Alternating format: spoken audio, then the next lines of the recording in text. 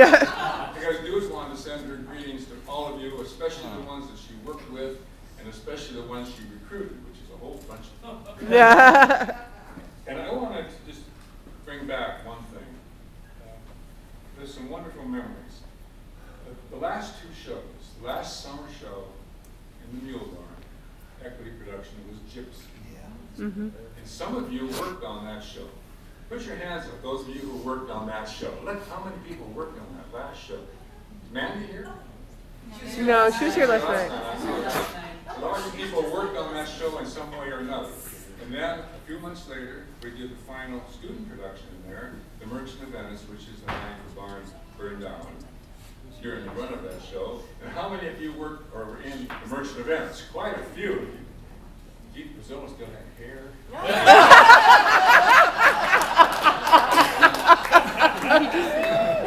Yes, he did. Lots of you were in that show. He's like 87. But I wanted to remember Okay, we this allow for him to say what he that wants night. anyway.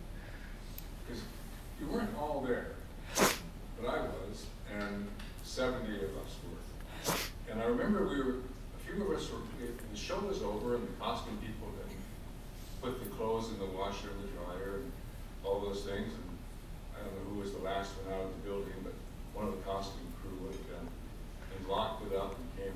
A number of them were over at my house, which is about 2 blocks away from the theater.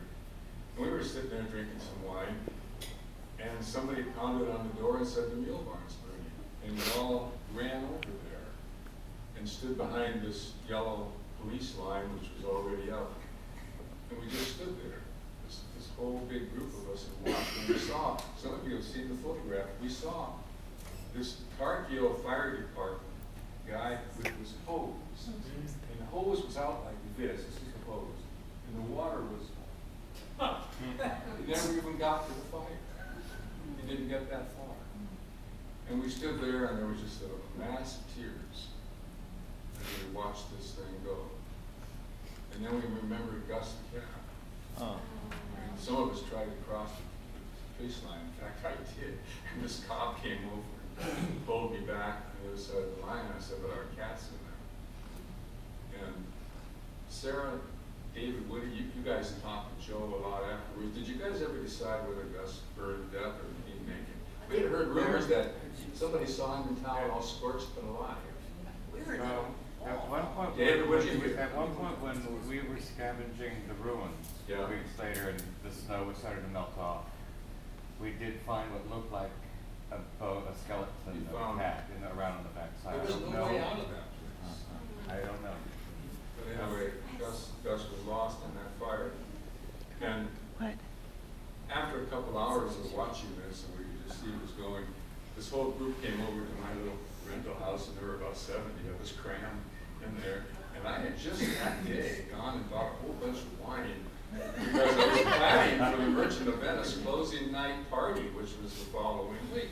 So I was getting ready. So I just fortunately had a house full of booze. That's what we did the rest of the night. I know I got pretty tipsy, and I think a number of you did too that were there. And at sunrise, we walked back over there, and we stood there and looked at it. And then there was just a lot more tears then. And we just watched it all go away. And that's what it looked like at the very end. Some of you may have other memories, and if you do, you should come up and tell.